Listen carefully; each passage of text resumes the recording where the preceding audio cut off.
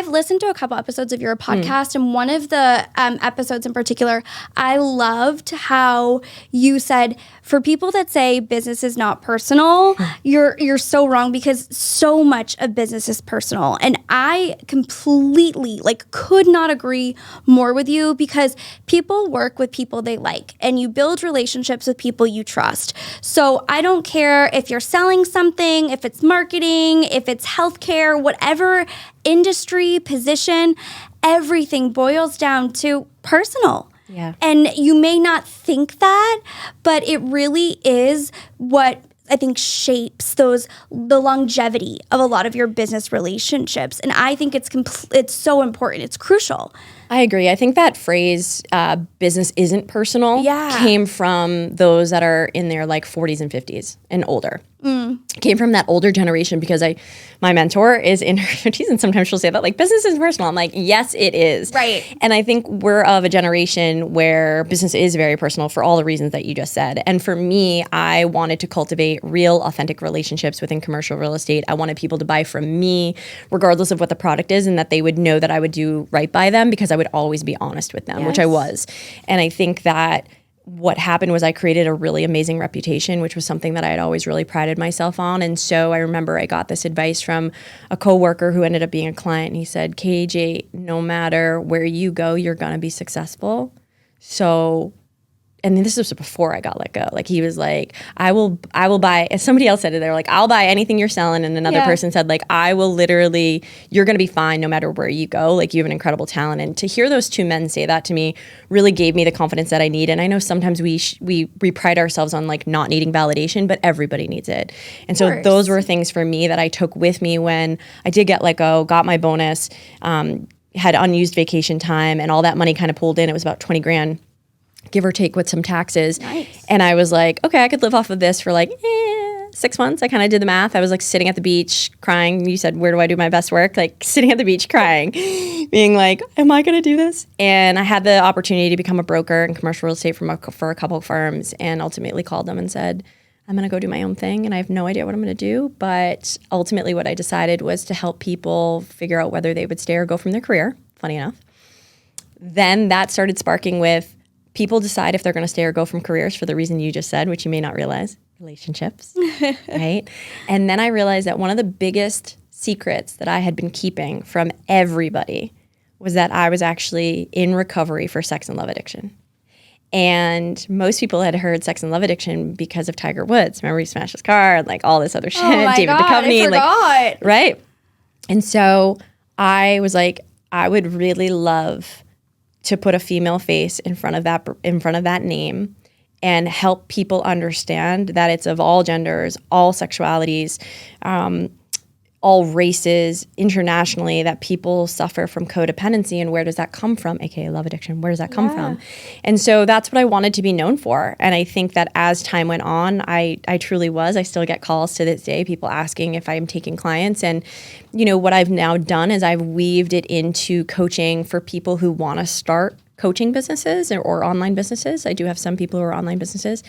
And we talk about everything that we've discussed on the podcast today, from how do you have PTSD symptoms, to how do you manage your stress, to avoiding burnout, to what was it like growing up with your parents, because all of that factors into the relationships you have in your life, the career choices that you make, how you spend your money, you name it. So sure, it's pretty much life coaching, but what I really specialize is learning how to trust yourself when it comes to business. And then how do you then trust yourself in relationships? Many of my clients call and say, oh, I'm going on a date. Can we talk about this? And so it all kind of. Yeah.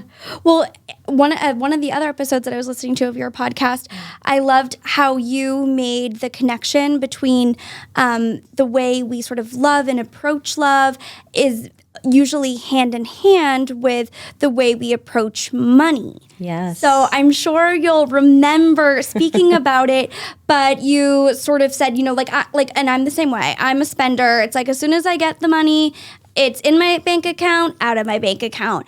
And I also have this mentality where as soon as this guy comes, he's just as quickly gonna leave. And I never would have ever made that comparison, but will you kind of elaborate on that a little bit for people? Because it was mind blowing to me. I was like, wait a second. I never would have thought those two things like intersected at all. So the way that we show up in romantic relationships is often the same way that we show up with our money. And you gave a great example of that. So I was somebody who often overspent because when money would come in, I'd be afraid that it would be gone, which it was. I ultimately spent it. You spent it. And then from there, I showed up in the same way in love. So if I would get a little bit of attention from a guy, say it's a text message, or I would hold on to it so tightly, right? And I wouldn't want to let it go. And so I would overdo my love and attention on them. But really underneath it was the same mentality with money as it was with relationship, which was scarcity. Mm-hmm. I was afraid that there was never going to be more. And so I had to really suck it for everything it was worth. And I didn't mean to. I just it was unnatural at the time. It was natural at the time, but I now look at it as being like, oh, wow, that was a defense mechanism. That was a trauma response because I was so used to having this kind of love from my mom, particularly, that was very like all or nothing. And so money was the same in our house. It was all or nothing. And, I just had a conversation with my dad today. I was like, Dad, I have a therapy question. Like, I have a question from therapy. Can you teach me money as if I had never learned about money? Like, don't pretend I'm not 39, Dad. Like, right. Start from the beginning. And so he gave me some basics, right? And he was so like loving and gentle and wasn't shaming because I figured like at 39 he might be like, Kate, how come you don't know this? But it's really true, I think. And my dad, funny enough, spends money, aka saves money, the way that he gives and receives love too, which is interesting. Very interesting. Mm-hmm. That was mind blowing. I wanted to make sure we shared that because I think a lot of people, I want you guys to go home now and think about what your relationship is with money and your relationship with love. And if there's any similarities, it could be a really eye-opening experience. But sort of back to the business, you have such a unique approach. I think you almost get this combined therapy session alongside business 101 and starting a business, which again, you're showing that those things come, hand in hand a lot more frequently than we think and help us to sort of better define what our business is and where our purpose and passions lie. But tell me, you did start as a dating coach, right? But one of the things that you talk about a lot was it's not necessarily always, finding the next boyfriend, girlfriend. It was about kind of dating ourselves. It was, and not necessarily just trying to get you into a new relationship, right? It was like learning more about who we are. So one of the most interesting things that I find about running a coaching business is that you often coach on the things that you have the most experience with. And then also your clients will tell you what they need, right? Yeah. So then you'll start coaching on it and or you'll refer out because you may not know it. Yeah. And so what I found was some clients were coming to me wanting to stay or go from their careers and figure out their purpose and their passion in life. And I was able to share the story of like, oh my God, look at this train wreck I just went through for the last 10 years. Like, this is how I built a business off of all these life lessons, the tears, the joy, et cetera.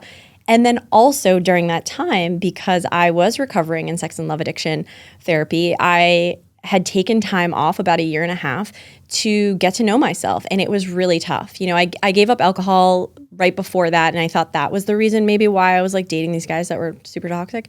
Turns out it didn't matter. It was actually the same thing. Unrelated. And what I found was a lot of clients were coming to me when I was, talking about it openly on social media, that if you really take this time off for yourself to get to know yourself, you're going to be able to spot red flags quicker. You are going to be able to set better boundaries. You are going to be able to stick to them even when you set them, like different things like that. And so I just said to them, like, listen, I am not going to tell you that you should or should not date that guy or girl, but what I am going to encourage you to do is like, let's take a little pause from dating and let's just get to know you and what makes you you. And so I had this course called Letting Love In where people got the chance to go through from like everything to what do they like? Really, truly, like, do I like the color white? Do I like the color purple? Do I like, what do I like? Because sometimes we so often mold ourselves. You shared this quote from Glennon Doyle. Oh my God. I was going to say, I feel like I'm reading the book right now. I feel like I'm in like an Audible, you know, like they're reading the book out loud. Everything that you're saying is so in tune with the book. You guys, I put it on my story recently, but Untamed by Glennon Doyle. Absolute must read. My wonderful friend Laura gifted it to me, and it was the sweetest, most thoughtful gift ever. And she said it was life-changing. It truly is. Yeah. Every page, I'm like, whoa. Wow, I thought that, but I thought I was crazy. For thinking that way. I told you she made me want to be a writer. Incredible. She's absolutely incredible. And so much of what you're saying is in line with her mindset as well. Well, she has such a way of depicting how we often mold ourselves to being what other people want from us, but yet we are doing ourselves a massive disservice. Yes. Right? And so that is partly codependency too. I like to just call it by name because I used to think it was me, and I used to think I was crazy and something was wrong with me. And really, I'm like, oh, I learned that behavior. So these behaviors are learned. Yes. And so I found myself just constantly doing things for other people or liking the same things that they liked because I thought that would make them like me, and then I wouldn't feel so lonely. So once I started teaching people, I kind of dubbed myself of like I'm a dating coach that's encouraging you not to date, is to really take this time to get to know yourself. And I think eventually what happened was I was asked a question on a date, funny enough, last year. And the guy said, if you could do anything in the world, didn't matter how much money you had, what would you do? And instinctively I said business coaching. And then I went, fuck.